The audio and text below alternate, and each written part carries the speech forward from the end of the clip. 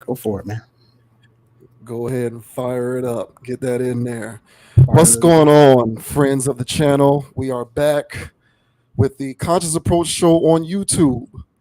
Thank you once again for joining. We appreciate everybody who is a part of the Conscious Approach community. As always, my name is JV Wins, and I'm joined by my good friend Dogon SS. Before we get started with the proceedings this evening, I did want to say that if you have not already done so, go ahead and subscribe to the channel so that you can get that notification whenever new content is published to the channel. We certainly appreciate it. And if you're so inclined, go ahead and hit that like button. And as I always like to say, feel free to join in on the conversation. Go ahead and comment. Let us know what you think about these various topics.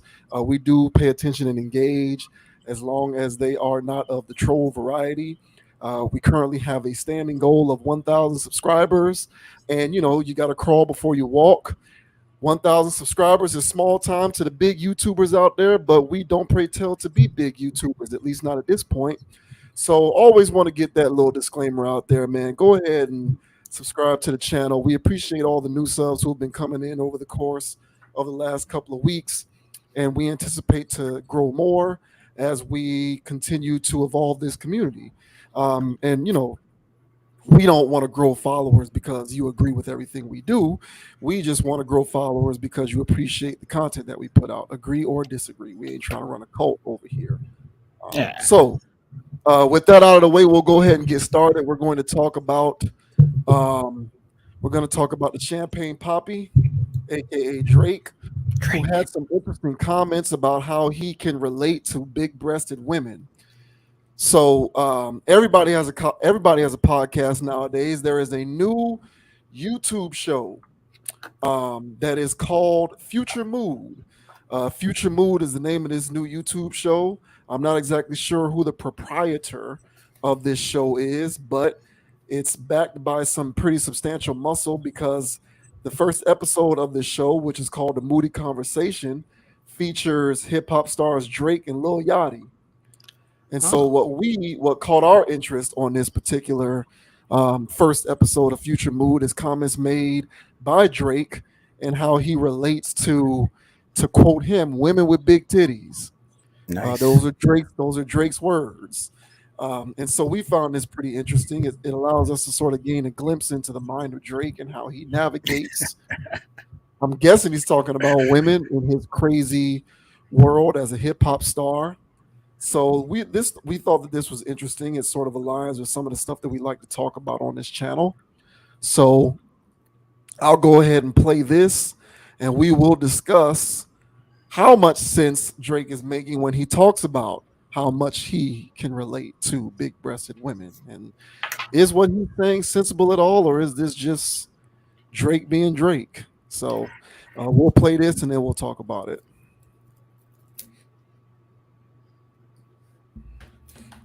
I did talk to a therapist one time, and he made this point about being like, no matter what kind of woman you're chasing physically, right? Mhm. You like ass, you like titties, you like. He's like, you have the biggest tits in the room. He's like, you walk into any room and you have just the most gigantic tits. Nobody can think about anything else other than whatever your gigantic tits, which is you're Drake. I remember this about this guy. I remember that about this guy. I bet this guy does this. I bet this guy does that. Like all the preconceived notions, they're just like they can't see past the gigantic tits unless they talk to you, and then they're like, "Oh wow, like you're actually like I mean your tits are huge, but you're super smart, Right. or like you're really nice Yeah, and yeah, kind." yeah. So it's interesting to that's why I relate to girls with huge tits. Very, very nice. Very nice. Very nice dialogue there. You gotta love it. You gotta love it, man. So yeah, and this came from a therapy session. So Drake's therapist tried to, I guess he was helping him through trying to understand what, you know, the reaction to you is juxtaposed to people who are trying to get at you from an attention seeking standpoint. And we can relate that to the way women with, and I'm, sort of injecting my I'm trying to make some sense into. I guess you can extrapolate large breasts into other features. So the girl with the biggest butt, or the girl with the cutest face, or the girl with all the other things that I guess men pay attention to, and how, I guess you're only fixating on these things and not even taking into account that this individual is a whole person. So I don't know if Drake was fishing for sympathy in that regard, but an interesting analogy nevertheless that came from his therapist on that. Um, uh, what did you make of what Drake had to say about relating to women with large breasts? I think it's genius. I co-sign his therapist. I like his hands-on technique when it comes to applying philosophies or theories that are tangible to their client. And one thing about Drake, he understands titties or boobs. Right? So now he's like, now how am I going to get Drake to understand that he's the biggest boobs in the room? Um, how am I going to get that to him? And then, by knowing Drake, knowing who he is, knowing what how he ticks and what makes him go, he was like, "Nah, I know Drake loves his women, so let me relate this to women." Uh, I do the same when it comes to people that I'm talking to, and I'm trying to help them understand a point that I get, but it's more or less a principle. I'm like a principle concept general person. And so when I'm trying to explain a concept to somebody and they're like, I don't know, I can't do it. And it's like, you already do this in other areas of your life. So then I try to find areas where, a common thing, something that they do or love, a sport, cooking, anything, where I can go, okay, so you like to cook. So then I'll relate the situation to cooking. So Drake, like I said, man, he loves his ladies. And for whatever reason, he couldn't get it through his thick noggin that whenever he walks in a room, that, like you said, people, he can't really decipher, who really wants something from him, who wants to really get to know him, or the people who actually get to know him are surprised that he's actually cool. And he couldn't really develop or digest these concepts. But one thing about his therapist, like I said, he did a great job of making it palatable for Mr. Drake there. And I tend to agree. I think it's a spot on analogy. If Drake walked into any job I've ever had, all right, any party I've ever been to, okay, it would have shut the place down. All right. And now, granted, the biggest boobs in the room is not going to shut down a whole club like Drake would shut down a club. But, you get the gist of it. Like if we're in a close quarter situation, if Drake walks in the room, I mean, everybody's over there to him. I mean, it's like, hey, Dogon, hey, everybody on my corner, hey, yeah, hey, I'm Dogon. Yeah. As soon as Drake walks in, everybody's right on over there. So yeah, man, I can attest to that, and I agree. Very nice philosophy there. I agree. Yeah, maybe the biggest boobs won't shut down the whole club that we're in, but if me and you are at a strip club and the Yeah, biggest boobs walk in the room or the biggest ass walks in the room, it'll shut that place down. agreed. It's entirely based on the environment that you're occupying in that moment in time. Drake is like, um, Drake's been talking about this stuff since his first album. Hell, he's been talking about this since his mixtape. So like before he even became Drake, like when he was still Degrassi Aubrey Graham, he was talking Yeah. about this kind of stuff. So like he before this whole transactional nature of relationships became more of a mainstay in American society, I would say. Drake was talking about this. So, one could argue that he was actually a prophet in this regard, because when he was experiencing this, he was experiencing it from a celebrity context, Mhm. but it's obviously infiltrated the masses from the stamp unto which it doesn't necessarily take being a famous person or a celebrity in order to experience this. It's now certainly a part of day to day life if you're out here trying to navigate this situation. But Drake was talking about this on the So Far Gone. He was talking about it on Thank Me Later. He was talking about it on the what was the name of the album that he had? Is it Take Care? The one he had the Lord Knows song with Rick Ross, and he was talking about this on his verse on that song. Like, yeah, I don't think his unless he's been going to therapy this entire time. I don't think this is a revelation that was made to him through going to therapy. Maybe his therapy just helped put a bow around it, but he kind of understood what was going on. I would say even before he started going to therapy. Like I said, unless he's been going to therapy this entire time, I think it just this kind of speaks to like no one really cares anymore. And maybe this is me being cynical. Maybe this is the cynical part of me coming out. But like Yeah. everyone does this. Like Drake is right. Drake is really a mouthpiece for what I think has infiltrated the masses of the American collective consciousness, which is your relationship with an individual 9 times out of 10, unfortunately, isn't genuine anymore. And people form relationships based upon what they perceive can be extracted from you. And with Drake being at the top of the mountaintop, his interactions with women, I would imagine, are almost exclusively disingenuous, where it's all based upon his persona and his music and his lyrics and his cachet and his social prestige, and less about how funny or intelligent or smart he is. Especially in the circles that he runs in, those women don't give a damn about how smart you are. Because if it's a guy who's really smart but isn't Drake, or a guy who's Drake but not so smart, they're gonna go for the guy who's Drake but not so smart. So no one cares about any of that stuff anymore. Intangibles, morals, and ethics and values, who cares? It just matters how many millions of Instagram followers you have and how I can hitch my wagon to an individual like Drake. And Drake, who to me always struck me as so there are a few hip hop stars who I have always identified as identity crisis rappers.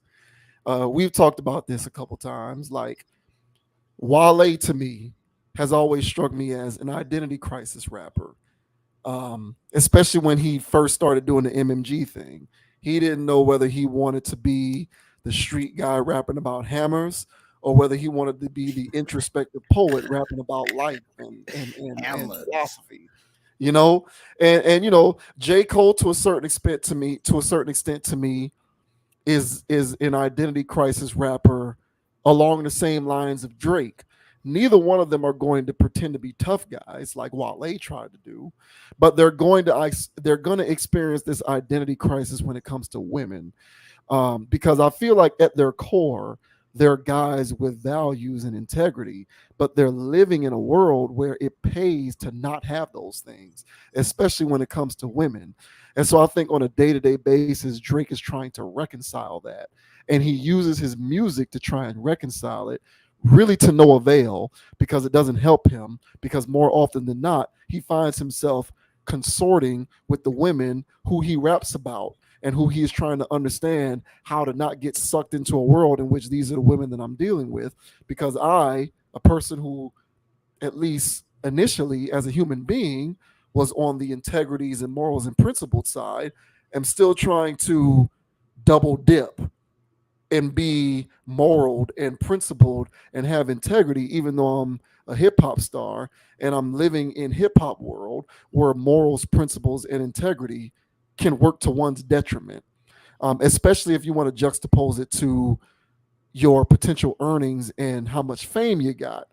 Because I would argue that the rappers who decided to stick to their guns and not deviate from their morals and integrity and their principles are the guys who make the least amount of money, are the least famous, and probably get the least amount of quote unquote bad bitches. And I think in a perfect world, and of course I'm projecting here, I don't know Drake personally, but I would imagine that if the world was perfect, Drake could be Black Thought or De La Soul or Common, or if Skill Soul, truth be told, I'll probably be lyrically Talib Kweli, like Jay-Z said. I think in Mhm. a perfect world, Drake probably envisions himself doing these things, but we're in an imperfect world, and he's hip hop megastar, and he can't do both. So he's chosen to do the hip hop star thing, but there's a part of him that still tries to reconcile that duality. And there's no real way to do that, nor should there be, because this world is inherently imperfect. So he reconciles it, or at least attempts to do so, through his music, much to no avail. And I feel for him. But on the outset, I do agree with the analogy that his therapist posed to him, because he is the biggest boobs in the room whenever he walks in. And I think that it serves him best to keep that in mind and not, fall into some of the trappings that some of his contemporaries have fallen into. Well said. And as far as the analogy and all of that stuff goes, well, let me stick to this and piggyback off what you just mentioned. So yeah, I agree with him juggling the fact that he wants some level of normality, traditionalism, if you will, with one woman or a committed, strong relationship. You're gonna do his thing on the side, but he wants one loyal woman type of thing that's there actually for him. But like you said, man, in today's modern world with fame and the way new people are set up anyway, the way new relationships are going, things are more transactional than ever before. Who can you really trust when you're on his level or plateau? So, yeah, it's a tough thing, man, when you were raised to want to be with a person for the rest of your life, a person. And then now you got a whole bunch of people, but nobody really there for you because, well, they only with you because you got double F's or triple E's. And Right. so now it's just like, hey man, it sucks. It really I agree with you. I feel for him on that. But be that as it may, okay, he takes Scrooge McDuck showers while I'm around here okay, finding love, air quote, right? Yeah, right. Cuz like we talk about every other week nowadays, right? When it comes to modern dating and relationships, and if you're dealing with somebody who agrees with today's modern philosophies, if you don't make Drake-esque money, she's not going to want to be with you anyway. you know now you don't need Drake money, but you know what I'm saying. You need Yeah, right, cash in order to right, function. right. And so Drake is on the other extreme where he's got the cash, and so I guess the best bet would be somewhere in the middle, wherever that's at. But it still sucks that the base and bottom line of everything is still transactional. And I guess it always was that way. Now we just have to deal with the harsh reality of it. I think that's what we're dealing with right now. A lot of harsh Yeah, reality is going on in the world. And I agree. so when it comes to masculinity, femininity, there's a lot of things being put out there and exposed, and a lot of knowledge. It's They say that this is the age of information. A lot of stuff would be brought to the light. And when I was being told those things, I was always thinking more lines, along the lines of government, this and that, finally they're about to get exposed, or finally this is about to get exposed, but everything's getting exposed. And so transactional relationships, I think, are really coming to the forefront right now. And if you want to live a transactional lifestyle, just be aware that whoever's with you likes the transactions and not you. And Yeah, yeah. yeah, and that's a cold game too. But It, yeah, man, it's rough. But I always say this thing, man, and I've mentioned this to you guys and the squad. But I have a couple of like analogies or whatever, if you will. You play life how you play basketball. You drive your life how you drive your car. And it's basically just saying that you do everything the same everywhere across the board, but you can objectively view how you drive your car. You can objectively view how you play basketball. It's kind of difficult to objectively view how you do life. But if you look at how you play basketball, oh yeah, I'm a team player. I share, I get to lose balls. This is me. I get to lose balls. I do the stuff that other people don't want to do, and I do that in life everywhere. But I did that on the basketball court. That was very easy for me to see while I played basketball. But then I thought about it, I was like, well, I do that in every area of my life. I do that while I'm driving. I'm a team player while I'm driving. I'm thinking 2 steps or 3 steps ahead while I'm driving, like I did when I played basketball, and so on and so forth. And so yeah, if there's a thing out there that you would like to say, while you're out there driving and you're seeing how you drive, when you speed up, when you're anxious, when you're angry, when you're calm, all of these types of things, when you got near a near accident, where was your mind? Was your mind thinking about something going on next week, last week, what you got to do later on? So your focus is off. So now so the same thing is in your life. When your focus is off, you're making errors in your life. You can side swipe a car, and that's very obvious, but you can have a side swipe in your life from the same types of things. So it's kind of one of those things where you could just take a objective view of your life, uh, and put yourself in a different position where you can look at yourself third person. And so what his therapist did here was the same thing. It was just like, hey, I get it, Drake. You're Drake. You've been popular and famous damn near your whole life. And I'm trying to get this concept to you, but it's not computing. How about this? And then once he heard that, he was like, ding dong. But like you said, man, when his music, when he first came, because I used to listen to his first couple mixtapes and stuff. Mixtapes, not albums. Didn't like the albums. The mixtapes I thought was fire. But even then, man, the guy was so transparent and everything that he was talking about. The guy was very wise beyond his years especially when it came to rapping that type of stuff too. So yeah, he's always seemed to be in touch with his inner side. And so yeah, like you said, I don't know if this was more recent or if there's something he's been heard of, but yeah, he's kind of always talked like this. But it's still a good analogy to use for the masses, and so young people can go, oh, you know what? Yeah, because everybody has presence. That's Drake. But everybody has presence. You either have a little or you got a lot. All right. So some people have a lot of presence. Whenever I walk in the rooms, it might be the hair, but I be walking around with some uh, double E's, and at times there's other rooms where my stuff's like a B. It's like, goddamn. So hey man, it's cool stuff. I feel like it applies to Drake, and I think it was good fodder. I think it was a good conversation, and I like it. Seemed pretty chill. And side note, I was in Walmart today. I know, Jesus, and I was in the frozen section. I saw Lil Yachty's pizzas. Lil Yachty got frozen pizzas in Walmart. So hey What? man, yeah, shout out to Lil Yachty, man, getting the Walmart bag, the great value money. So That's new to me. I did not know that. That's new. yeah. Um, yeah, and speaking of these types of artists like this, well, I don't know. I don't know too much about Yachty's background or his music, so I couldn't tell you whether Yachty is somebody who experiences this duality or not. That's probably just a part of Yachty's existence.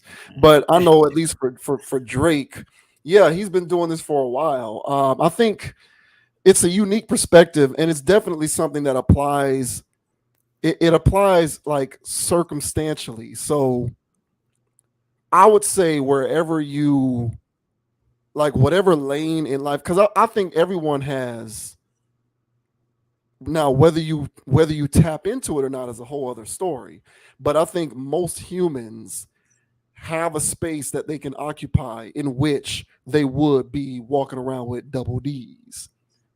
So like a basketball player, for example, if an NBA player, walks into a summer league game, that's the equivalent of him having double D's in that kind of environment. All eyes are on you. Everybody's on you.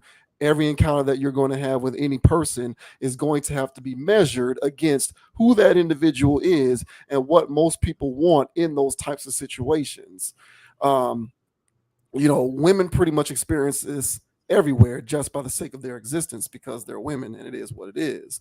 But like, I think most people have situations based upon their abilities, their talents, what it is that they're good at, their strengths, their weaknesses, knowledge they're in, have situations and environments in which, in this particular context, I'm walking around with double D's and having the wherewithal to be able to gain the understanding of what that means and how you can sort of extrapolate that to how it's going to affect other people can be beneficial to you.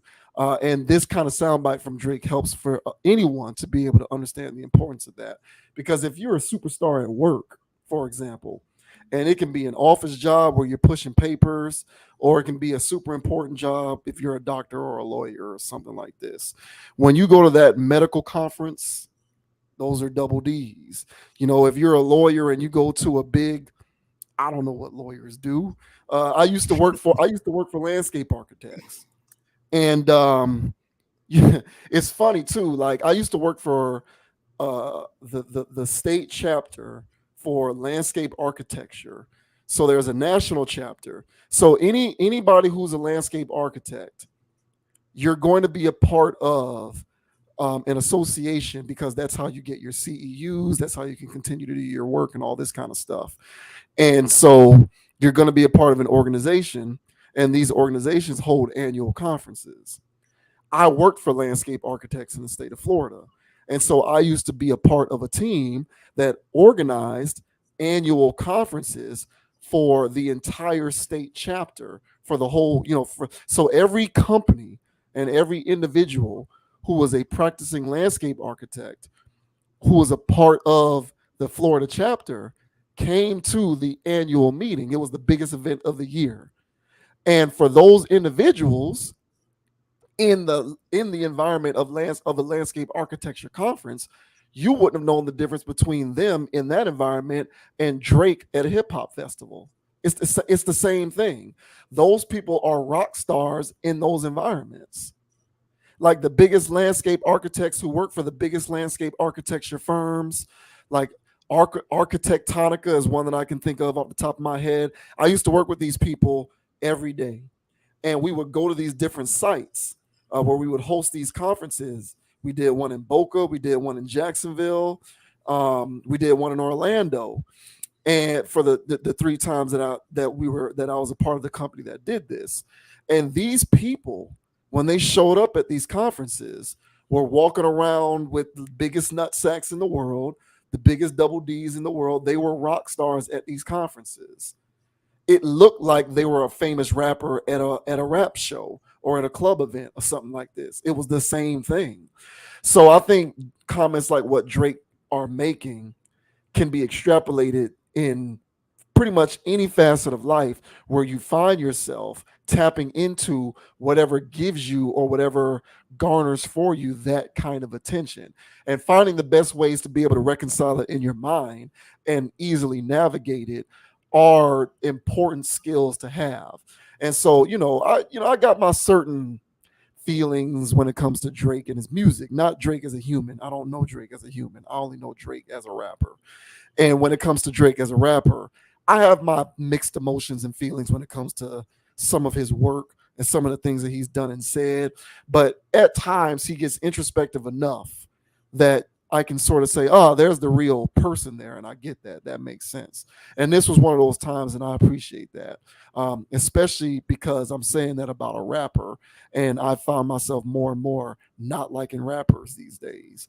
But, when it comes to Drake, it is what it is. And I appreciate those comments. I relate to those sentiments. And I think anyone who can take heed from what he had to say there, much like the analogy that you made about sports or driving, just sort of peel that back in terms of what it is that I'm good at and where do I find myself being the Drake of my environment in whatever that means. And so, sound advice. I side with Drake on that and the therapist. And hopefully we get more sound bites like this from him on these various shows.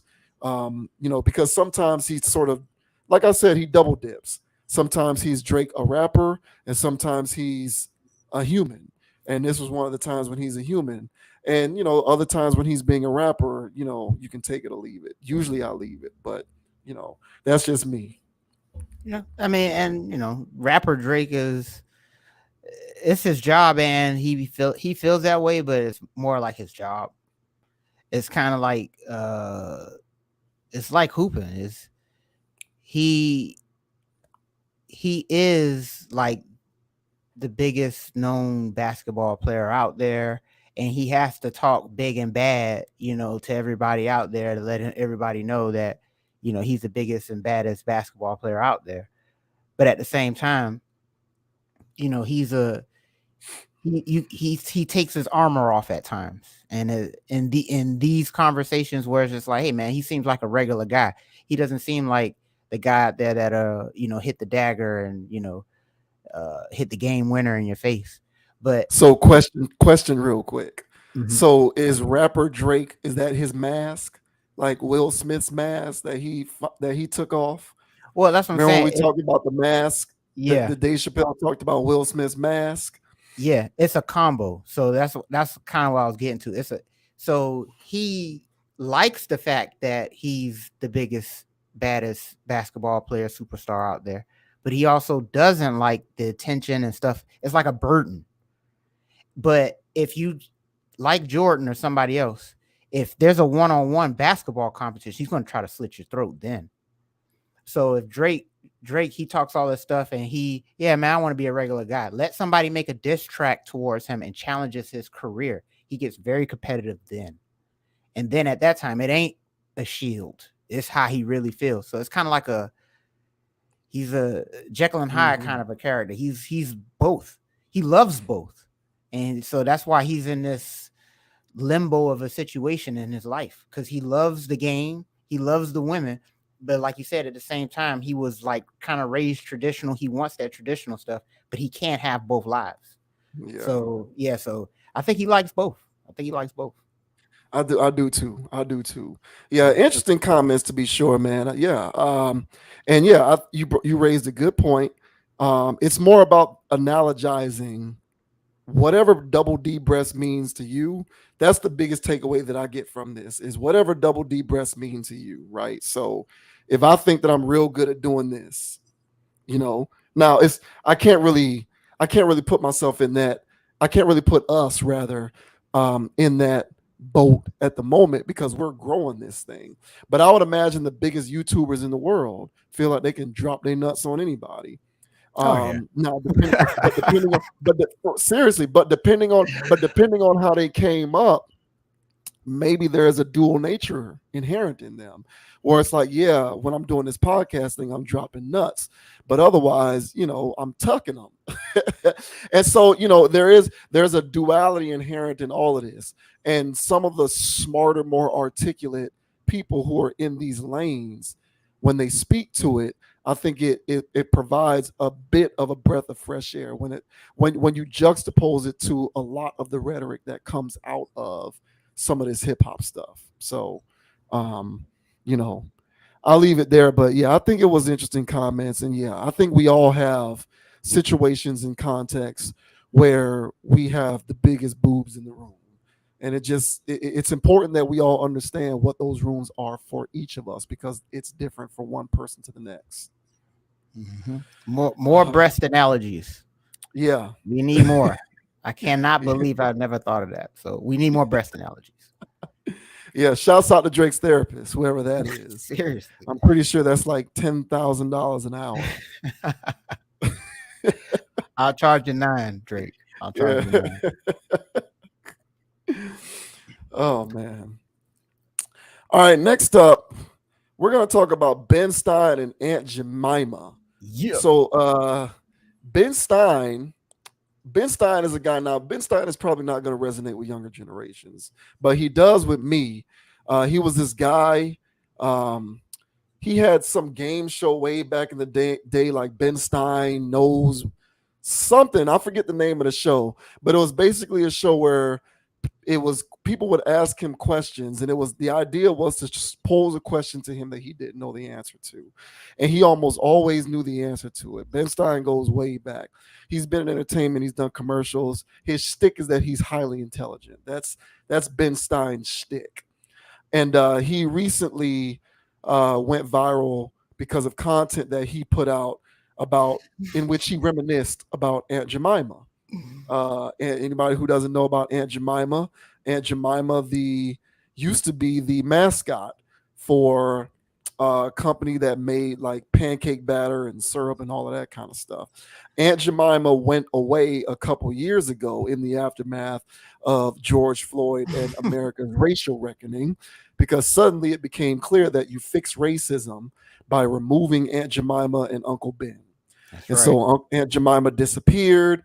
And a lot of the social justice advocates out there think that it was a great move to get rid of these characters. And Ben Stein is just lamenting on how he misses Aunt Jemima and appreciated Aunt Jemima. And this naturally got people upset. So we'll go ahead and play briefly what Ben Stein had to say about the good old days that he misses with Aunt Jemima. But real quick, the audio on this particular clip is a little low. So let me go ahead and turn my mic up real quick so that we can hear it as best we can. We'll play this clip from Ben Stein talking about Aunt Jemima, and then we'll give our thoughts on it afterwards.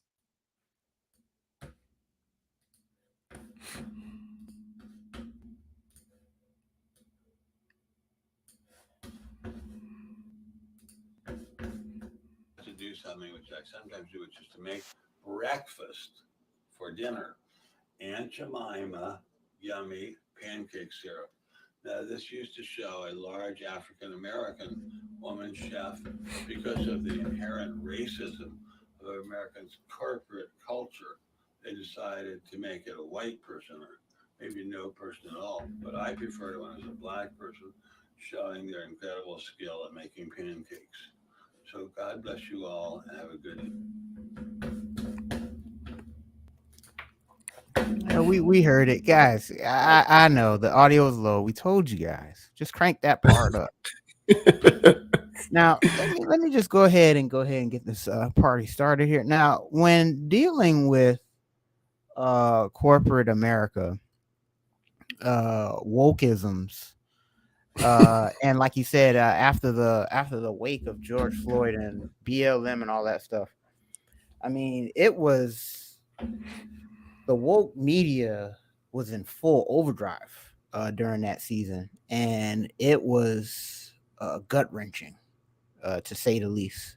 To me, it was insufferable. I could not tolerate it. And so the Aunt Jemima and Uncle Ben stuff was, floating around during that whole melee. I agree with Mr. Ben Stein here. I want my Aunt Jemima back. Now, you guys may not be aware of this, but when I was a kid and my mom would make pancakes or French toast, all right, big French toast guy. But yeah, when she's making that and it's Saturday, X-Men about to come on, it's about to be a movie. And I'm eating breakfast. Aunt Jemima's greeting me with this pleasant smile every morning. And I'm like, hey, these pancakes are slamming, Miss Jemima. I'm having a ball. Every time I see her face, I think of Saturday mornings and great times when I was a kid and I ain't had no bills to pay. And then now they want to take that away from me and say that, oh yeah, sorry guys, she represents slavery. She represents stereotypes in the community, and we got to do away with this. Um, I was hurt, to say the least. And yeah, how do you feel about this? I don't like it. I don't like the Aunt Jemima stuff. Uh I want her back. Uh she was a beautiful woman, if you ask me. How about you, sir? So it's funny that this topic came about over the weekend. I was having breakfast, um, and my lady friend and I were having breakfast. She's making pancakes, slamming pancakes, by the way. She did a great job. They were great. Perfect constitution of size and fluffiness and thickness, you know. And she brought out the syrup bottle. And it was this thing. It was The it's new one. called now the Pearl Milling Company is what it's Yeah, called what the hell, now. whatever the hell that is. And I was so disgusted that there was a part of me that wanted to drive to the grocery store and buy a different brand of syrup because I wanted to silently protest the use of this syrup. But it's the same formula, it's the same stuff. So, um,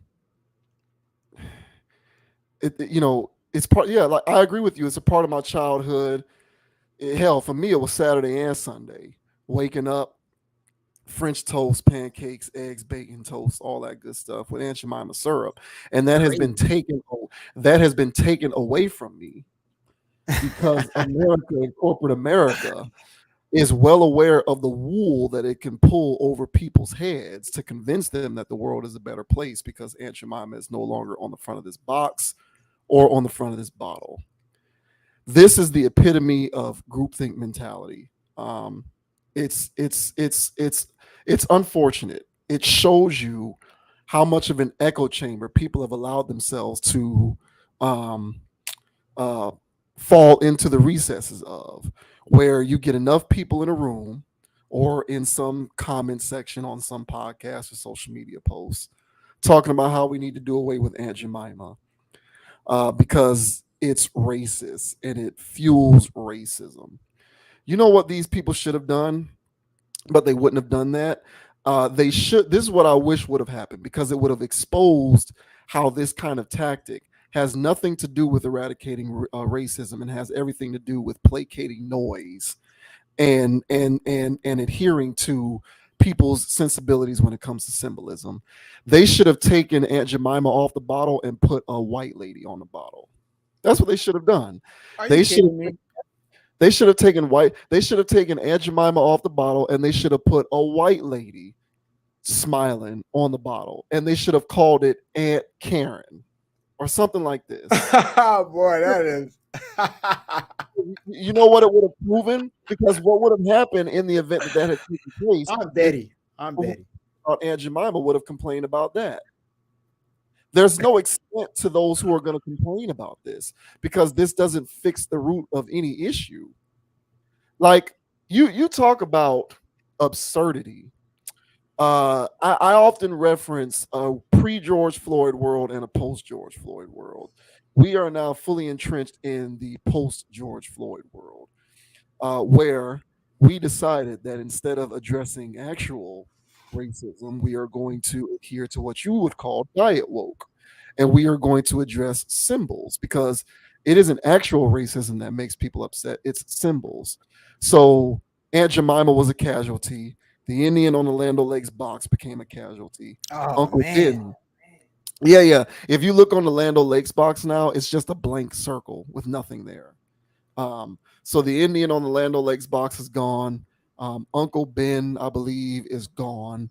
And in place of it, we have a better world, a better society. No, not really. Things even got so bad that when this was all going on, me being somebody who used to go to Florida State, there was a sizable amount of people who wanted to rename Doak Campbell Stadium because apparently Doak Campbell was like a segregationist or something like this. Oh yeah, I He remember that. stood for racism in some he stood for racism in some kind of way. Hey, So the idea was to just rename it, get rid of the name Doak Campbell Stadium. And for me, the bottom line with topics like this is it boils down to how much you care about symbolism versus actual addressing of issues.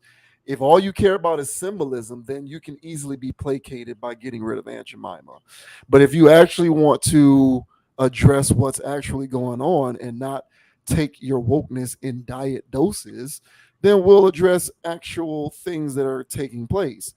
But in within this hyperliberal context that we live, we kind of address things that are on the surface. And when you address things that are on the surface, mainstays like Aunt Jemima become casualties in a war against symbols, not actual issues, but symbols.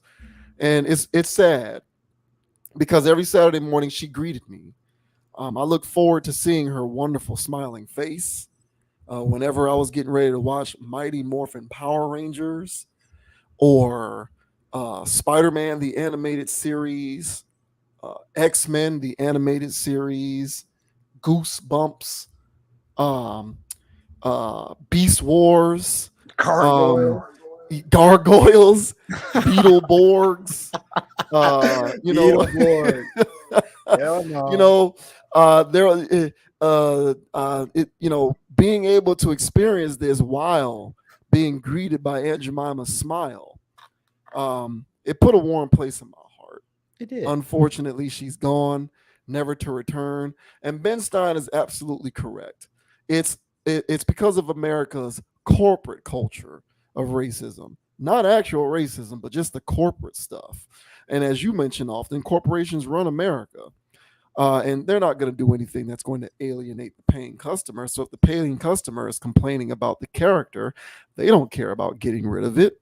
They just want to keep making their money. If people really cared about putting the squeeze on these corporations, they'd stop buying the products altogether. But they're not doing it. Victoria's Secret is still making a lot of money. Pearl Milling Company is still making a lot of money. Ew. The company who makes the rice still making a lot of money. Whether Uncle Ben's on the box or not, they're still making up money. They're still making their money. They're still raking in the cash. So people, quite frankly, are full of shit. They're not really about changing this stuff. They just want to complain about symbols. Y'all need to stop buying the syrup. But Pearl Milling Company, or as I refuse to call it anything different, it will always be Aunt Jemima to me for as long as I live. It's still making money. People are still buying the syrup. They're still buying the pancake batter. Whenever I want to make fried Oreos, I'm buying the red box because it's the best batter. And I don't care about the symbol or lack thereof. But the social justice mob does. And the social justice mob has been placated by removing the symbol. So I guess the world is a better place. Y'all keep having at it. But the corporations that are making this stuff are still making money hand over fist and making you look like fools in the process. Oh, rebranding is a big thing. That's a major thing. It is a thing. And so, with the way social justice has been going for the past decade, um, it's only going to get worse in the next decade. So, best to stay ahead of the curve for branding reasons. So, little Jalen, because everybody names their son Jalen. So little Jalen, when he's growing up, he only knows Pearl Milling Company. That sounds more racist than Aunt Jemima, by the way. Milling Company? Milling, right. I'm not going to work in a steel mill. Yeah, Get that. What Pearl's do you think? What you Cotton think this Picking. is? Yeah, Pearl's Cotton Picking Company. Might as well name it that. Mill. What? Pearl's Cotton Gin. You racist bastards. That sounds more racist than Aunt Jemima. This lady greeted me with a smile and pancakes. You bastards are greeting me with a steel mill and whips on my back. I don't want your damn pancake mix or your syrup. I'm gonna walk around like it's codeine with cases of old ones where it's like, hey, I still got the black face on it, and I'll sell it on Amazon or goddamn eBay. But when dealing with these companies and wokeisms, it's a thing, man. Like I said, it's to me it's branding. Then the next thing is if they really wanted to get rid of racist stuff or racism, and for the woke mob, if they really wanted to get rid of racism and racist stuff, a lot of things are gonna have to change.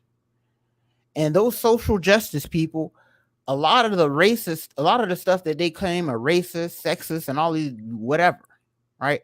They wouldn't even be able to color their hair their color, use the phones that they're using, pierce their faces, wear the ripped jeans that they're wearing. Everything that they're dressed in symbolizes the oppression that they claim that they're against. So woke people are the most ironic people on the planet. They're on apps functioning from the machine, claiming that everything's racist, claiming that everything's slavery, when the phone that they're using was made from slavery. The laptop is only constructed from minerals used from slave labor in third world countries. Yet Shoes. shoes, yet they throw away their device last year and buy a whole new one this year. Telling me about global warming and about carbon footprints while they're flying and buying gas. Oh, the more sleek, cool hipster ones have Teslas, but they're still doing stuff where it's still promoting and propagating the machine, yet they claim that they're against it. Well, yeah, and not to mention those cool hipster people who will purchase properties in gentrified neighborhoods that moved out disenfranchised people that they claim to be defending. Exactly. And then, but at the same time, hey, I'm here to help. You know, no, Right. you're not. No, you're not, dude. You're here to take my neighborhood. My grandma used to live there. You're not here to help me. And so, yeah, man. So all of this stuff to me is that's why I call it diet. There's no substance to it. There's nothing to it. It's all window dressing. And so one thing that this racist mill company did was they gave us window dressing. And I didn't think it was racist until they did this. I was like, "What? This is racist. You guys are racist." So, yeah, wouldn't be surprised. All right, wouldn't be surprised if you know, they're the guy who owns it looks like Colonel Sanders. Yeah, probably So, so. yeah, so That's the thing about it. Yeah. are they gonna ex Colonel Sanders? Because wasn't he a colonel of slaves? It doesn't matter. Colonel's he isn't a black caricature, so he can stay.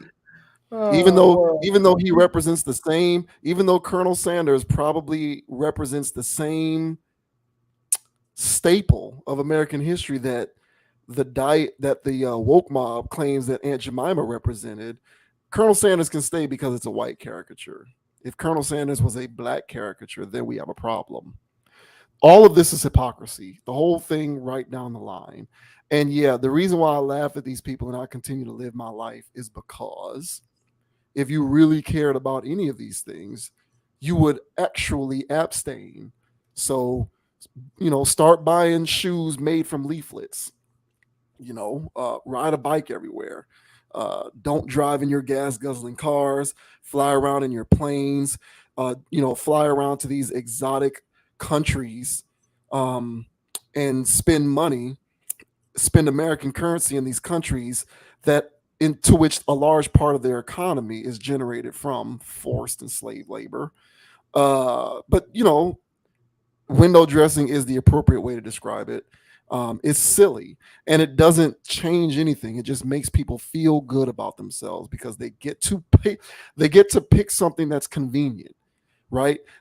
Aunt Jemima doesn't inconvenience these people. Like it doesn't. At the end of the day, how much does it inconvenience me that she's no longer on this bottle? Not very much. Okay, well I'll complain about that. How much does it inconvenience me that I don't see a caricature of a Native American on the Land O'Lakes box? Not very much. The butter's still there, so let me complain about that. When really you need to just stop buying the butter, period. But people don't go the necessary step to think these things through conscientiously. They just join in on the shouting match, complaining about stuff. Not to mention the fact that it's all about the current climate that you're in. Let another black person get shot by the police tomorrow. We'll be looking at the next group of symbols that we need to get rid of. Because that's what we do in this country is address symbolism. So I say, okay, well, y'all can go ahead and have your protests. and your marches and your lootings, where you will break into stores in the neighborhoods that are owned by the people that you claim to be defending and steal their goods and services that are supposed to help, feed their families and put gas in their cars and all of this good stuff.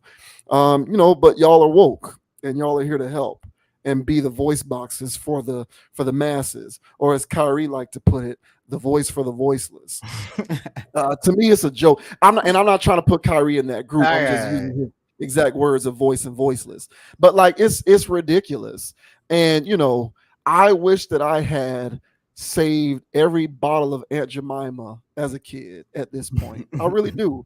I wish I would have saved them all. Because number one, they'd probably be worth something probably on the black market, because you'll probably get canceled if you try to sell it on the free market, on the real market. You probably got to go black market, because they'll find out about it and they'll post about it and they'll get you canceled.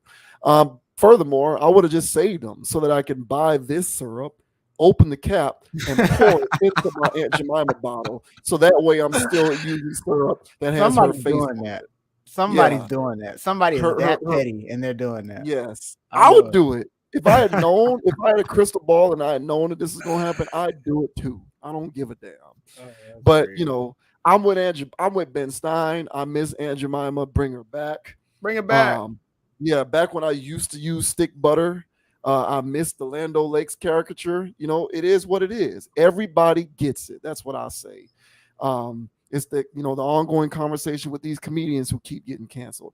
Everybody gets it, and until we address the root, I'm fine with everybody getting it. But the cherry picking and the diet woke and the hypocrisy and the constant contradictions that no one seems to point out are just, I gag at them, and I'm over it. I'm tired of it. And I'll just continue to talk about it because people need to be told about themselves sometimes. And this is no exception to that. It's getting out of hand. It's ridiculous. And yeah, who knows what things are going to be next in line in terms of this needs to go away, so that we can just address our feelings and feel good about the world because there's less symbolism in it, when all we're doing by not seeing the symbolism is continuing to hide what's actually taking place. And so it is what it is. Agreed. And for those people Yeah. out there that really was cheering for this, like somebody was like, "Oh, thank goodness you took those racist people. They ain't nothing but a mammy on that. They ain't nothing but a woo, woo, woo, woo, woo." And it's like, come on, man, get a life. Like one of the only rock stars we had out there.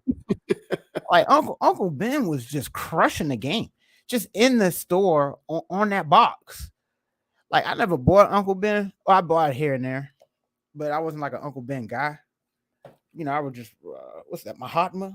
I was a Mahatma man. Yeah, I was a Vigo. I do Vigo. Vigo's Yeah, fire. I never Uh, did Uncle Ben either. well, Uncle Ben was 2 minute rice ready for me. It was a little too conspiratorial. But I know a lot of people who ate it, and they were functioning adults. So I was like, all right, man. Well, shit, Uncle Ben's getting it. I never had an issue with him. Uncle Ben was always somebody that you'd make fun of somebody. He dressed like Uncle Ben or he looked like Uncle Ben, but Uncle Ben was Uncle freaking Ben, bro. It was like, oh no, that's Uncle Ben. Like that smile that he had on his face was like, oh yeah, that's my uncle. You're like, Aunt Jemima, this smile here. It's like, look like she just came home from church. It's like, can you please make me some pancakes with the French toast? So yeah, man, this was just, I don't know, man. It was caricatures. I could see if they had shackles on. It was none of that, man. So I get it, the further back you go, the more caricature they were. Cause she damn sure looked like a mammy 8 woman then. But it was like, all right, well now, she's commercial and she looked like she Yeah. just got home from church. Yeah, she was So much less pronounced as time moved along.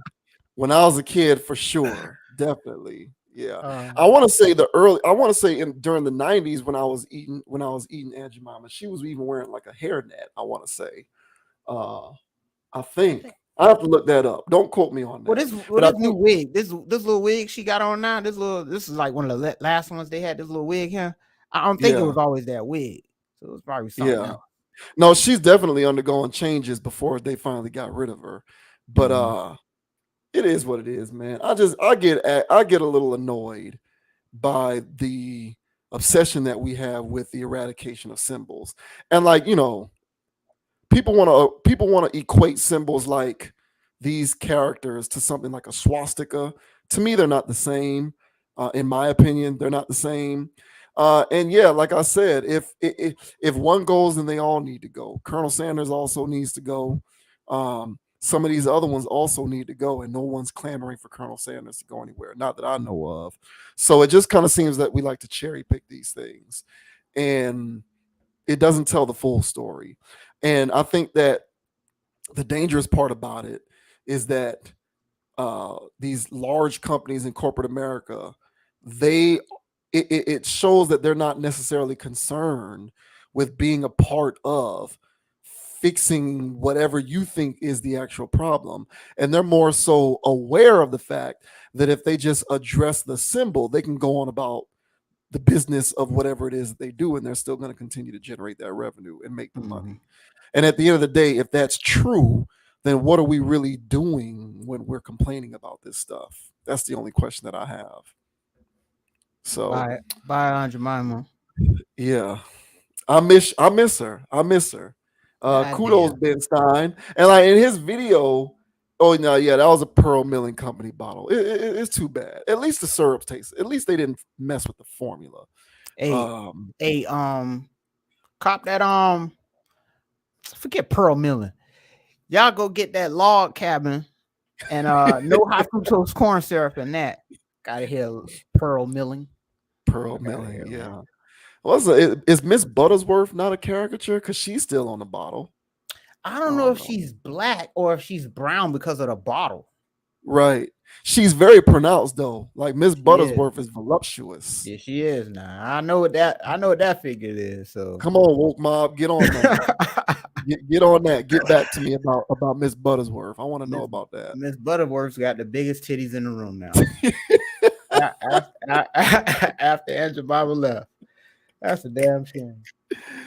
Oh boy. All right. Appreciate that for the content, Ben Stein, and appreciate woke mob for getting outraged about it. Thanks. Um, all right. With that, we're gonna go ahead and move on.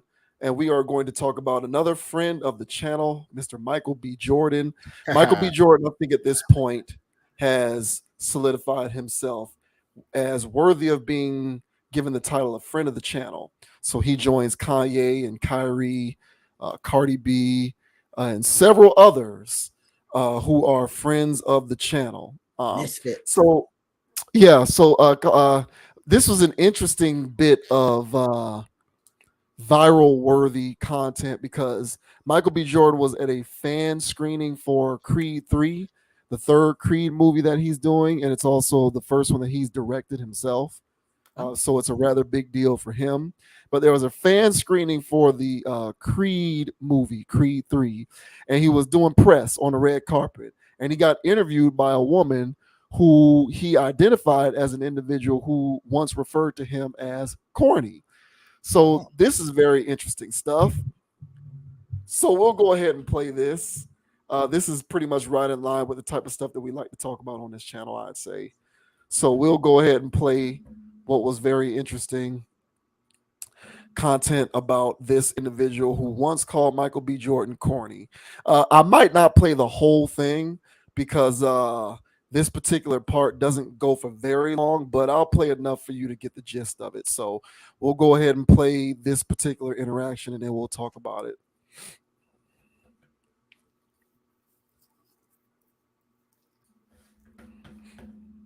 On a Hustle Show, we got Michael B. Jordan, the director and the star of Creed 3. And, we know each other. We go way back all the way to Chad Science in Newark, okay? The corny kid, right? No, I did not say that. Misquoted for sure. No, you did not hear me say. I said we used to make fun of the name, but yeah, he is obviously killing things out here. How is the difference between you actually directing and working with the same people that you were directed with versus? It was awesome. You know, it's a family vibe. Yeah. Last nine years of my life, I spent on the Creed films. They're very supportive. Tessa, Felicia, Rashad, Wood Harris, people that see me grow up. And for the fact that I stepped behind the camera and finally got a chance to direct them, they loved it. They embraced it. And it was a wonderful experience. And was it difficult for you mentally because you're coming out of a different space? I didn't know he was doing the athletic kid. I mean, I was staying in it. This is about This ain't about me. Isn't this the sexiest This is man director right here. show off You know right what I'm here? saying? Who's the sexiest man? Because now let's. What kind of Who's question the is that? sexiest man? Because I thought you said you're on the way up. He might be the one right now. What? This is the one right here. Yeah. See So this? is it a tie? No, it's not. We don't compete. Yeah, we don't compete. Two number ones. Technically, Batman and Batman. Or should I? Oh, no, can't say that. Superman and Superman. Superman and Superman. Sorry. Luck with that. Okay, so you also are going to do a new film with Will Smith very soon coming up. Is the rumor out there? Not sure. We're still working on the script. That's something that I plan on doing in the future. Not sure when. With these movies, I'm just trying to get through this project. Right, When I get finished with this one, then I'll figure out what's going on next. And how is it filming in Atlanta? It was amazing. I've done 4 or 5 films down here, shot a couple television shows. So Atlanta's a second home to me, and I love coming down here. Favorite restaurant here? Oh, man. Whatever hotel I'm in, their restaurant. Well, you're not corny anymore. Ain't no, I missed that. I ain't heard that part. That's why I decided to play the whole thing because of that part at the end. I remember that she said that at the end. So This girl rag. yeah. Now to provide some context, because there is some backstory with this. So that woman's name is Laurel. I think that's how you pronounce it, Laurel. And so where that particular situation came from was she was on a podcast called The Morning Hustle.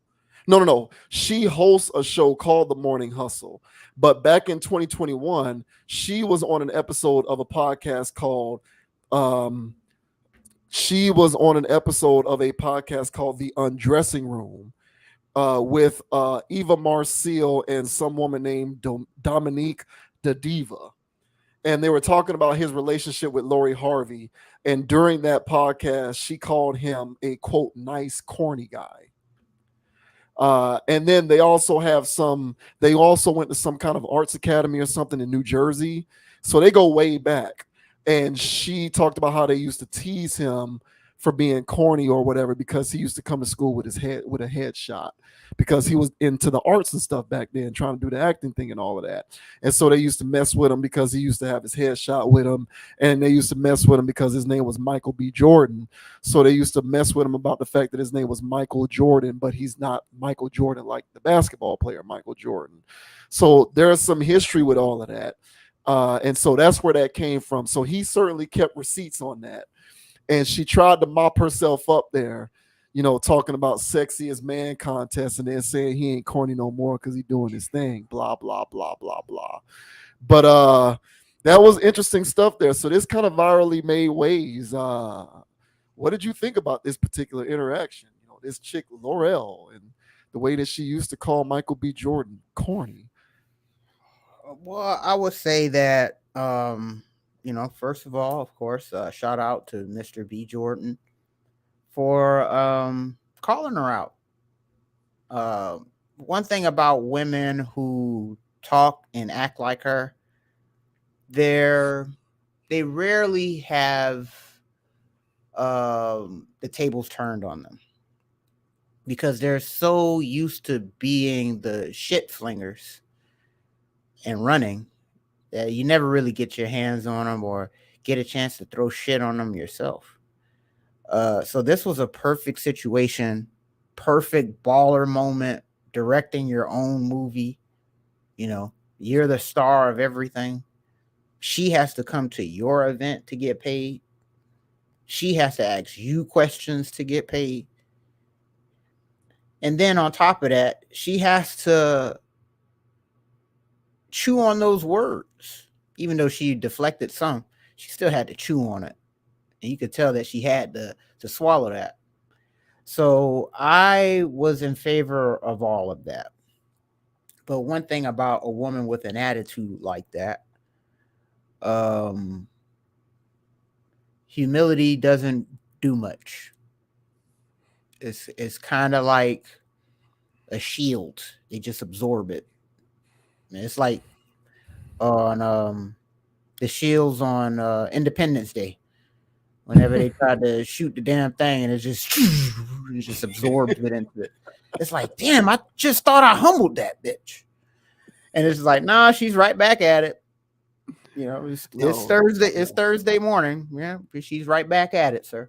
Mhm. So, but I still think that this was a nice moment for the internet.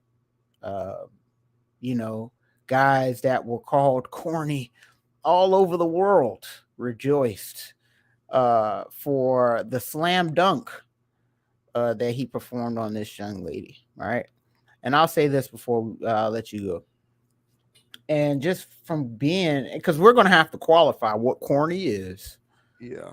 but um, I think I have a pretty good idea.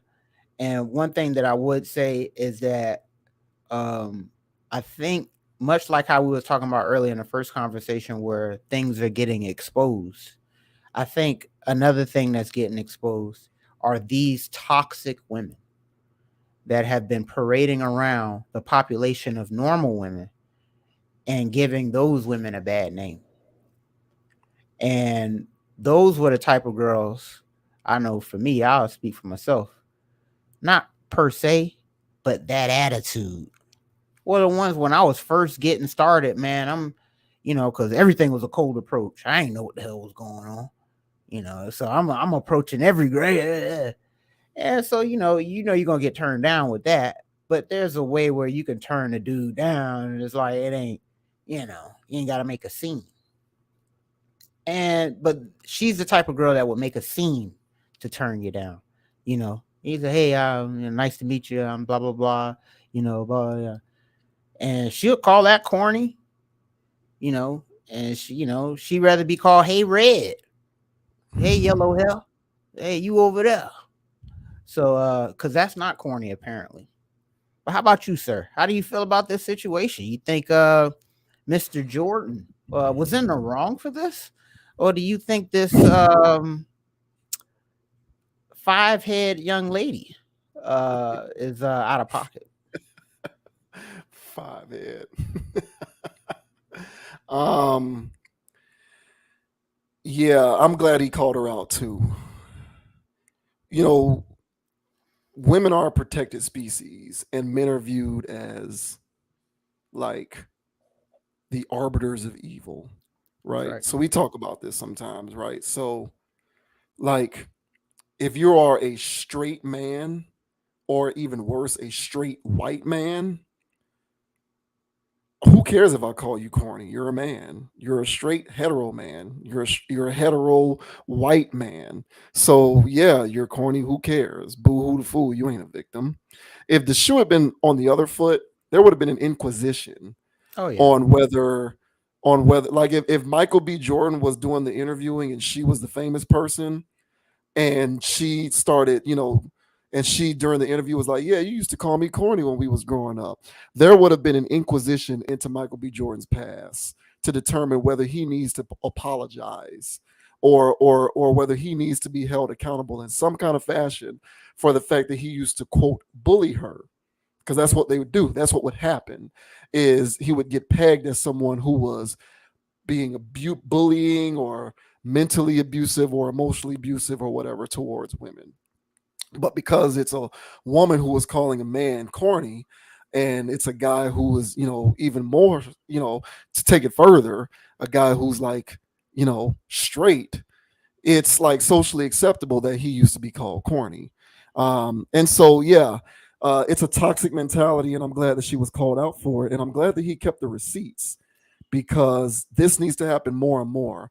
Because even though this is the majority of women who are falsely representing, even though this is the minority of women, rather, who are falsely representing the majority of women who are reasonable and who live their lives in a reasonable capacity, it's these types of women, nevertheless, who are the loudest. And they continue to be the loudest because they're given the majority of the opportunities.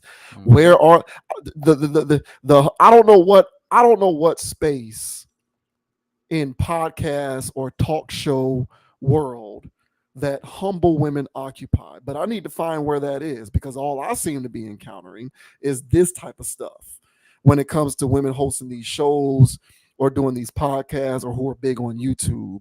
Loud shaming and insulting towards men who otherwise are well intentioned. And, you know, Michael B. Jordan gets the last laugh for sure. And I don't think it's a coincidence that Michael B. Jordan was referred to as corny and he's black. I'm gonna go there. I don't think that's a coincidence. Um, you know, this is why. So this is why I will at times disagree with the rhetoric of an individual like Umar Johnson. Um, people like Umar Johnson, right, will say that like black men dating outside of the black race is wrong because black men have a responsibility to date, marry, and procreate with black women because it is symbolic of strengthening the black race. And so it is a black man's responsibility to do this, to orient his life this way. But the problem that I have with this type of rhetoric is that it takes black women off the hook. What about the black women who view a large swath of black men as corny and therefore don't want to date or marry those men? Like, we're not holding those women accountable. We're just saying, hey, black man, it's on you. It's your responsibility. Well, black man's trying, but he is oftentimes, unfortunately, told by black women that he is simply not good enough for various reasons. Perhaps because he isn't in the same he isn't in the income bracket that she wants him to be in, or he doesn't have the type of attitude or disposition that she perceives a black man is supposed to have. And so I would imagine a guy like Michael B. Jordan, she called him corny. I'm not calling him that. She called him that. Well, what does corny mean? Like, if we want to peel back the layers and dissect what she means by corny, I'm fairly, I don't know this woman per se, but reasonably speaking, I can sort of surmise she probably doesn't think Moneybag Yo is corny. She probably does not think that NBA YoungBoy is corny.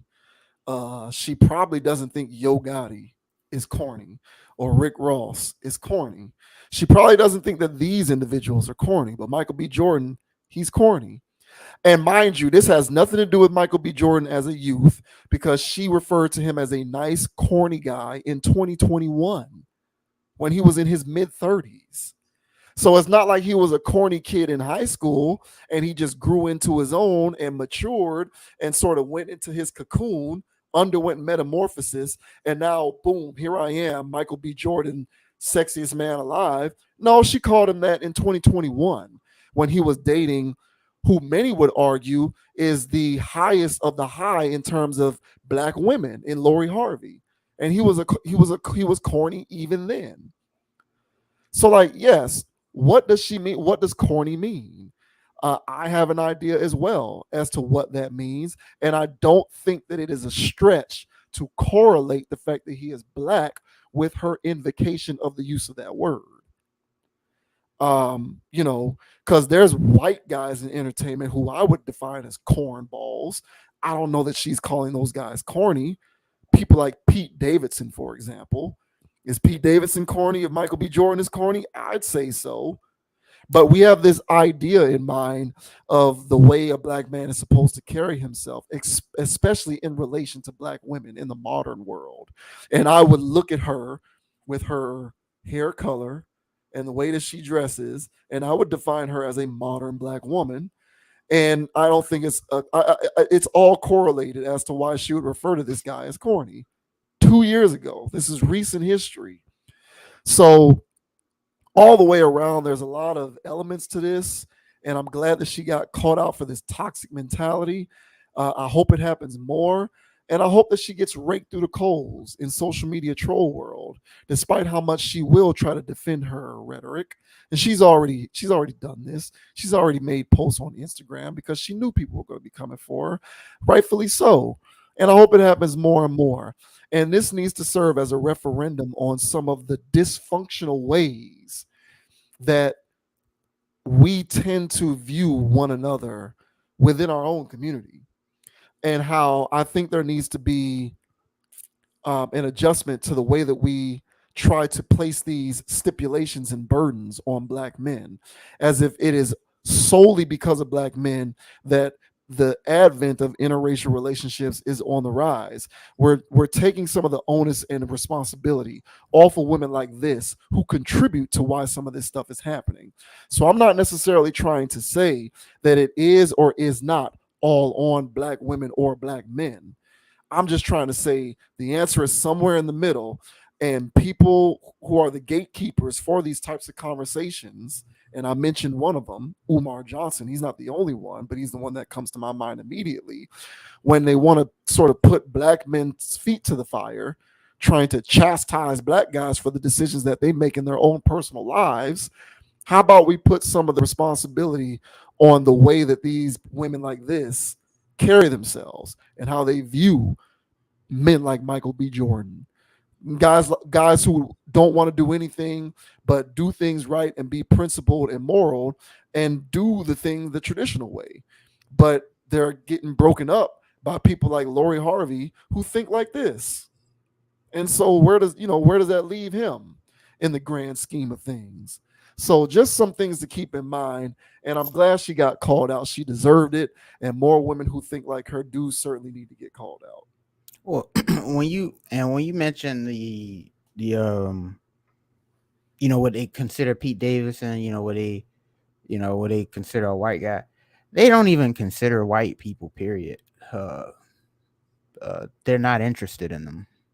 One would argue that white people aren't, white men aren't interested in them, but the feeling's mutual from black women. Yeah. They don't in mass. They don't want to deal with other races of men. Um, they saw what we do on the basketball court. They're in our locker room, and they like what we got going. Man, they don't like other men in mass. They just don't. So they don't even really rate white men. Every time I talk to a black woman about a white guy, it's the same answer of, I don't know. The same answer that a white guy gives me when I ask him about a black girl. Well, I don't know. That's my thing.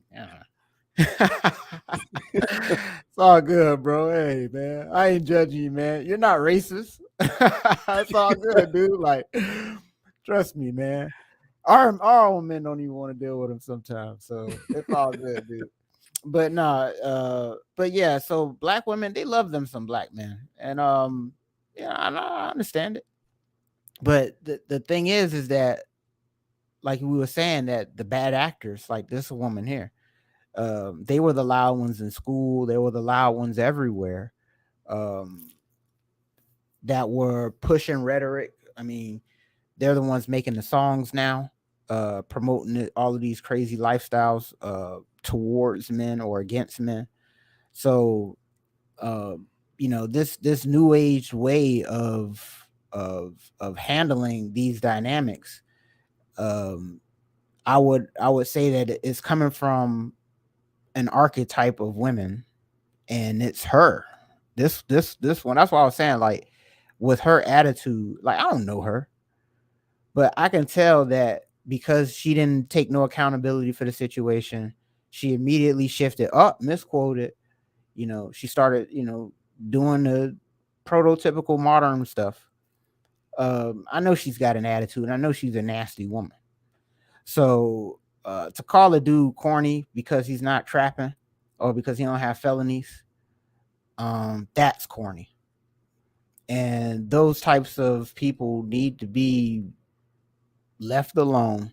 Well, I'm pretty sure this woman already have cats or well on her way to owning some, because I don't know what type of man would wife a woman down who goes out in public looking like this.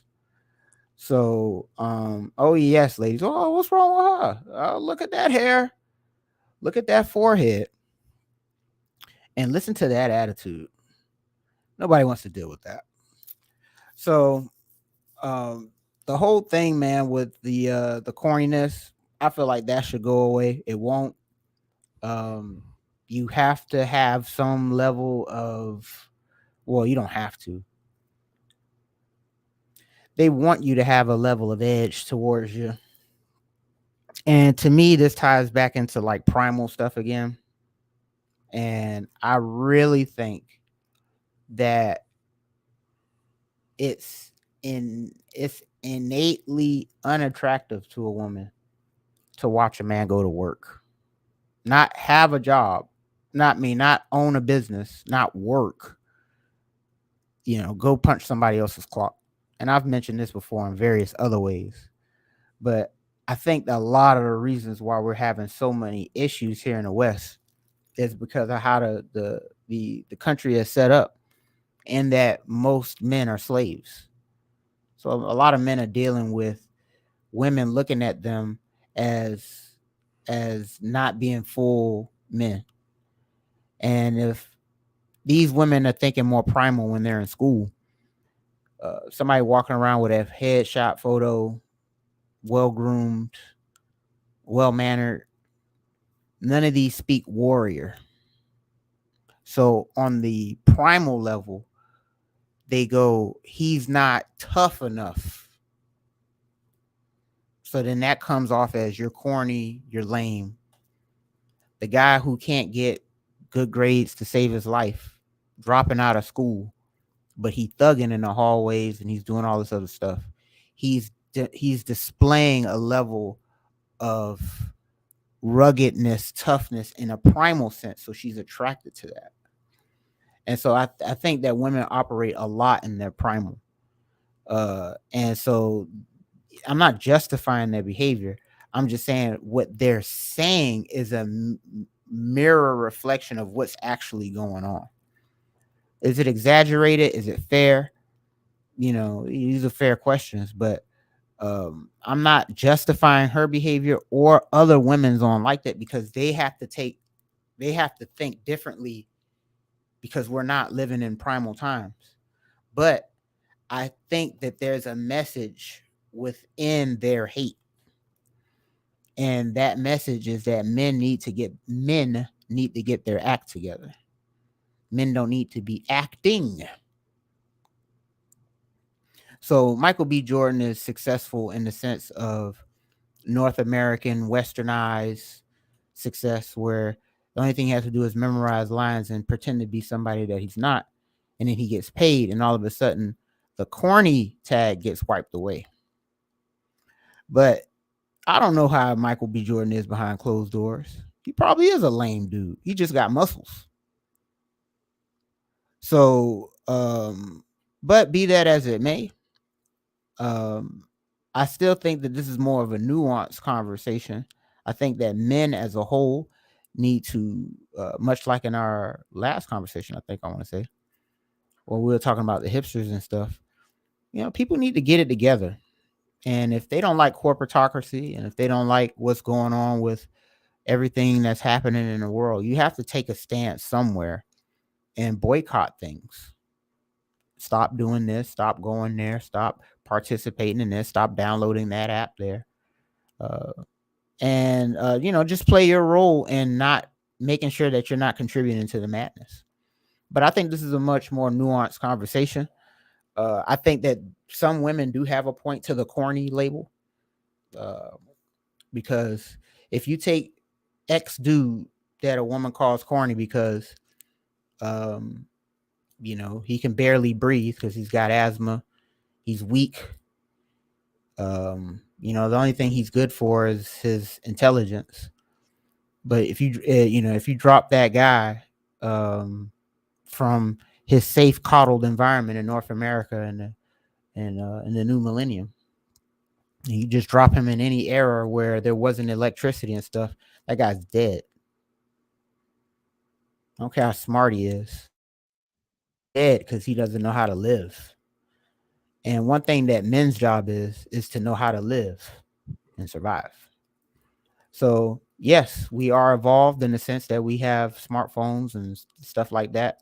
But with the evolution of technology has been the de-evolution of men's survival learning and skills. So men are lamer than they used to be back in the day, I would argue, because they're not being men. They're being slaves. So um this is, to me, I think that, like I said, this is nuanced. But to stay on the surface level of it, right on, Michael B. And let these thoughts have it. So that's what I have to Um, say about that. I would be willing to buy some of that if she, despite Michael B. Jordan and who he is today, she still felt as though he was corny. And I guarantee you that if you were to poll her, do you think Michael B. Jordan is still corny? She's going to say no. And she'd be telling the truth because her interpretation of corny is completely superficial. You're leaning into the practical application of the use of the word corny from the standpoint of primal instincts and life skills and things like that. These women don't think that along those I lines. I They're, I think so. And this, and hold on. And so let me just say this. So are they thinking like, oh, this guy can't fish or hunt? No. That's not the overt. It's a primal thing, so it's a subconscious thought. And it's subconsciously turned off. There's I something don't, that yeah. And I, there's some yeah, and I don't agree with that. I know what you meant. I Mhm. don't even think it's subconscious because their notions of corniness are completely fluid. Number one, and number two, culturally, there's differentiations when it comes to some of these terms. Like, first of all, if Michael B. Jordan is corny, then so am I. Okay, to be honest, if Michael B. Jordan is corny, then I am too.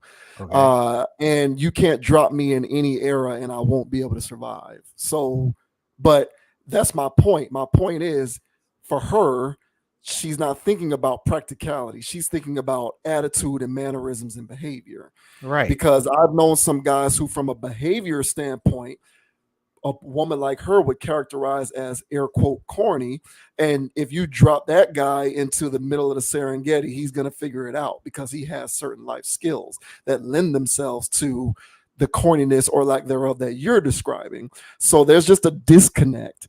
And the reason why I can't go all the way with that is because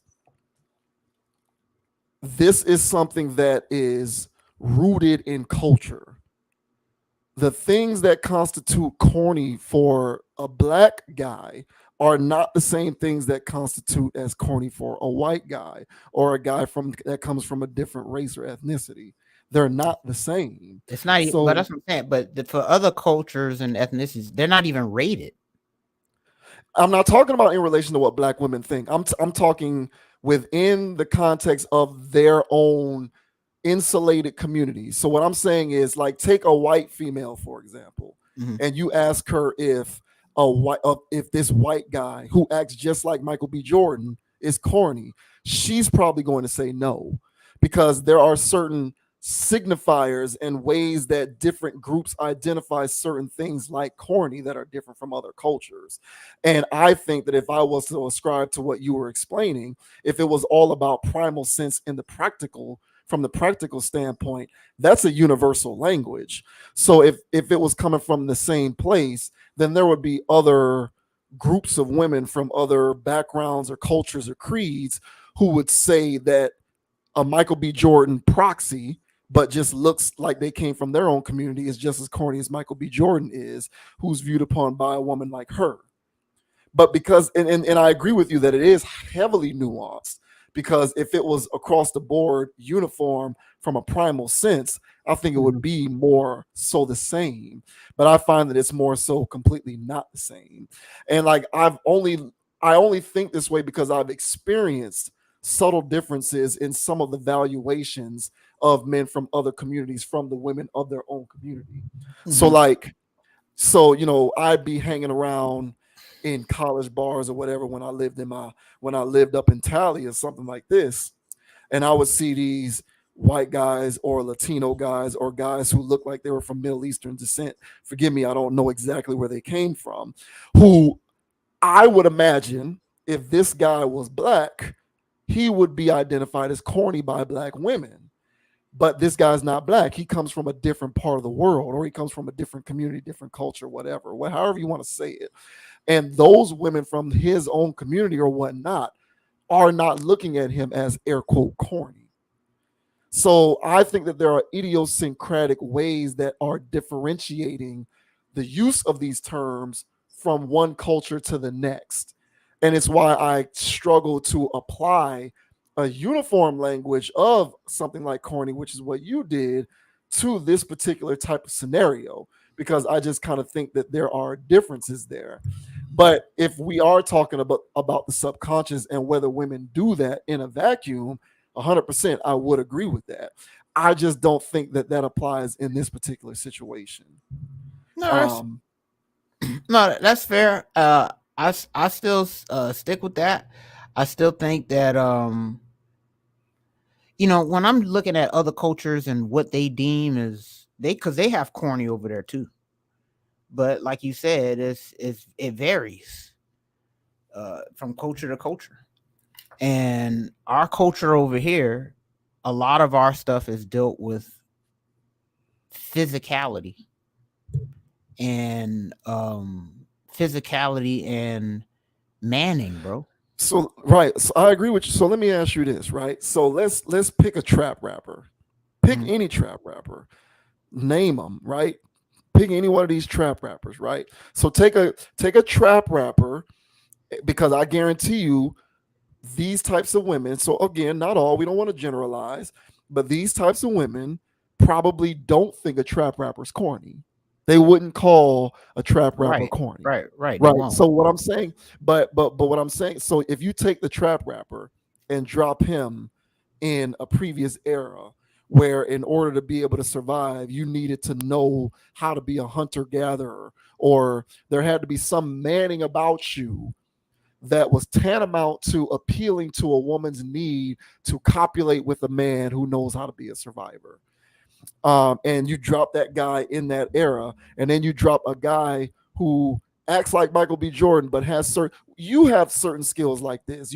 We've talked off camera often about how we're picking up certain hard skills, whether it's hunting, learning how to plant and grow your own food, all of these kinds of things. These are skills that we possess. She would call me corny. She would call the trap rapper not corny. But if you put me and the trap rapper in the same environment, I'm going to outlive the trap rapper. So my thing is, I think a lot of this boils down to the way that we culturally perceive certain things, like the use of the word corny, Right. or certain And institutions like corny.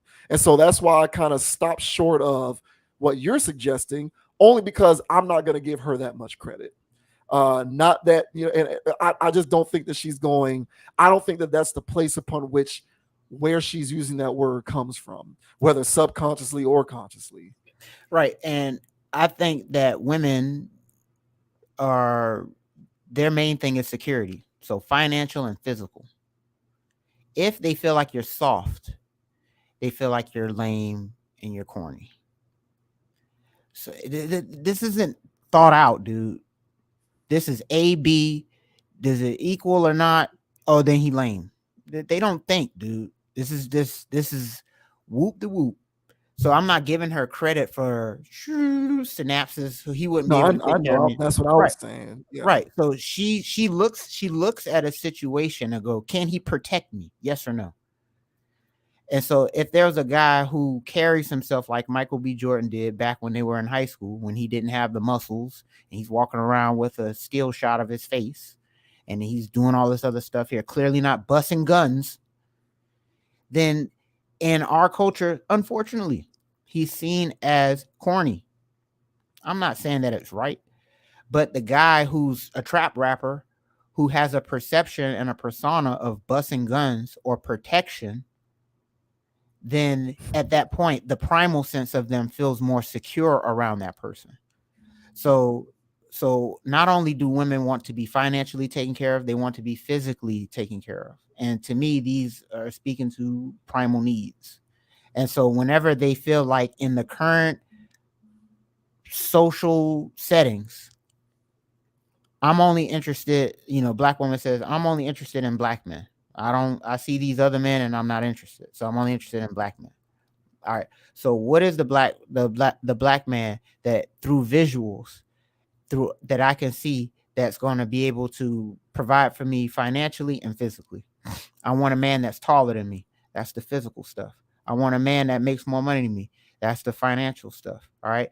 And so they want, and if there's any question about if anybody busts through the door, who's going to be doing the protection, all right, I'm pretty sure they're all going to say that the man's going to do it.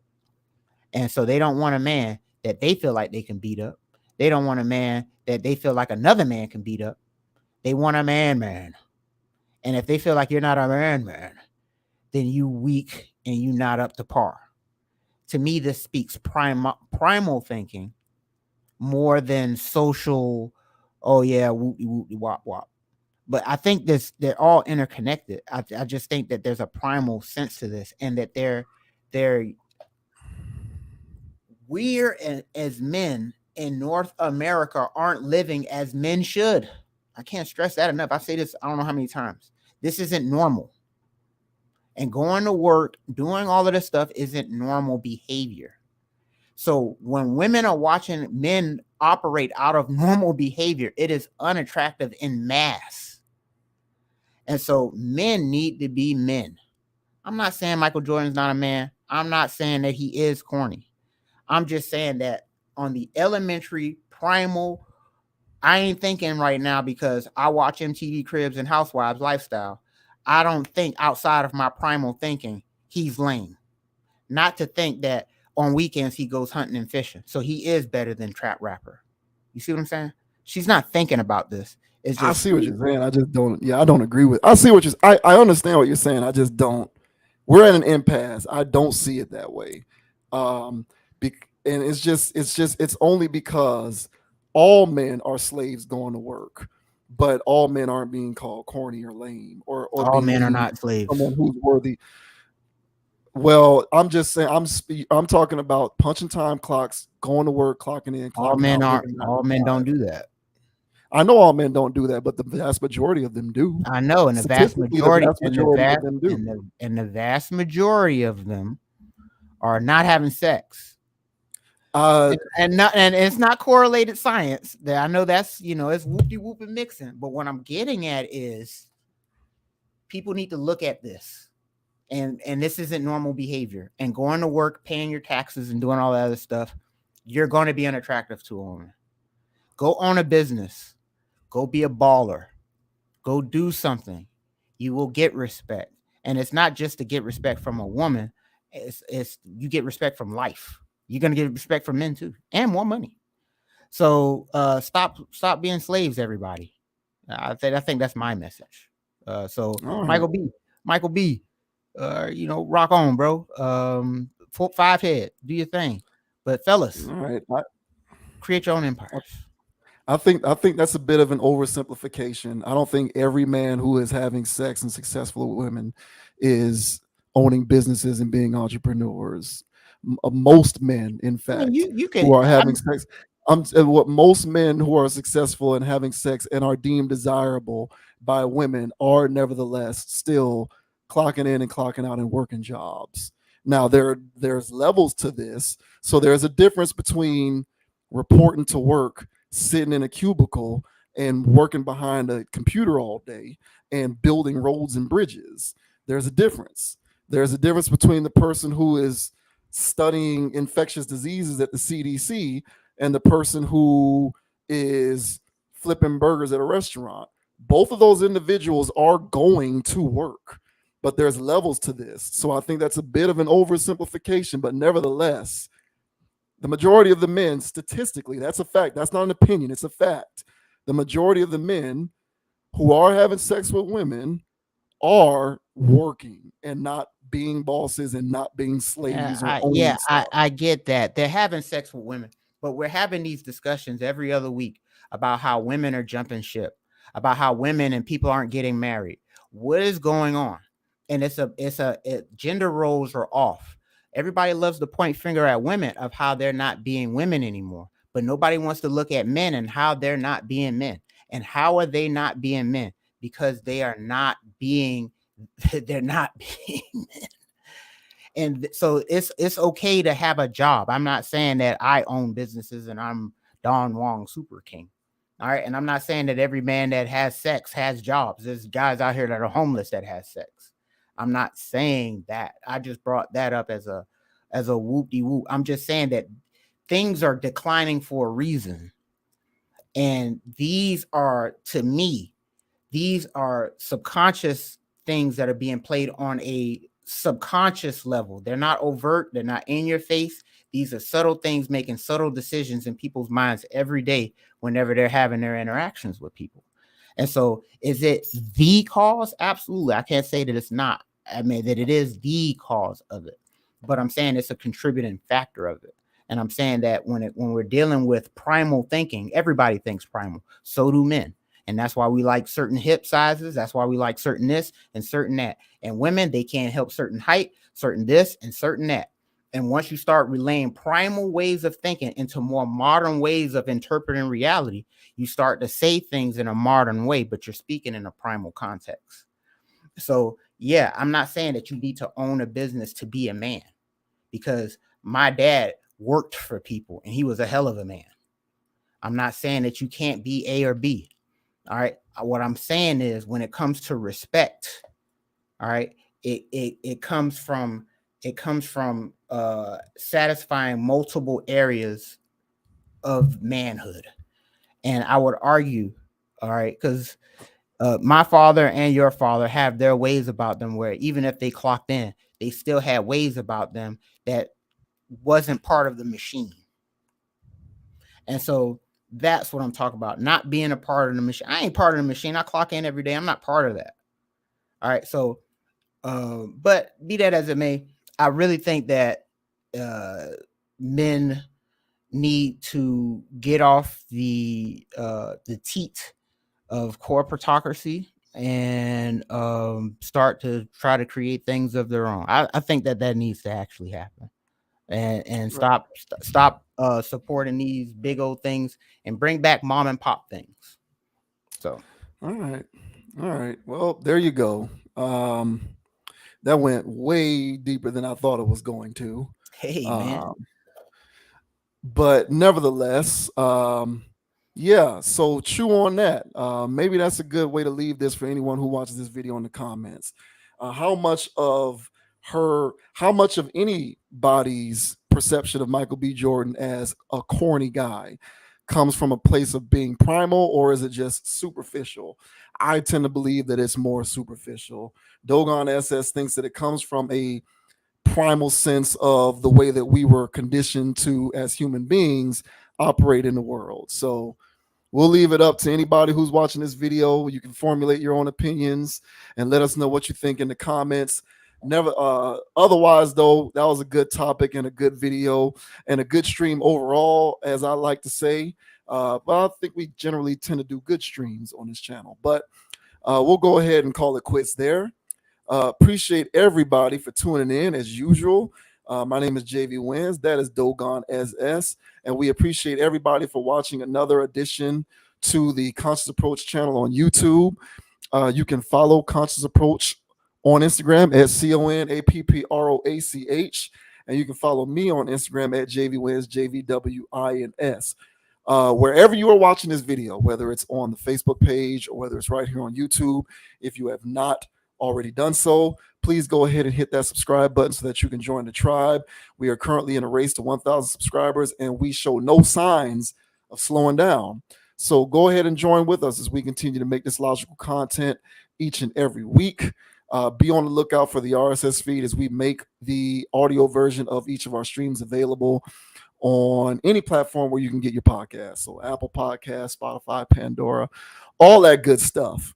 And thank you for supporting logical content. I cannot say enough how much I appreciate all the new subs that we get each and every week. You got to crawl before you walk. We are getting there slowly but surely, but victory is at hand. So thank you to everybody who is joining the Conscious Approach community as we keep on moving onward and upward. Skr. And the name is Dogon SS. You can find me on Instagram at Dogon_SS or on YouTube at Dogon_SS. And as I say on every part, guys, don't be too high, don't be too low. Keep it calm, keep it chill. and keep it playing, man. Don't let anybody get you off your pivot. All right. And until the next time, guys, we'll catch you on the flip side. Skirt, skirt. You're a hunter gatherer, correct? I'm finna go watch that Chappelle stand up Blackface. now. Oh boy. Appreciate everybody for tuning in, man. On that note, we are out. We'll see you on the next stream. Peace. Peace.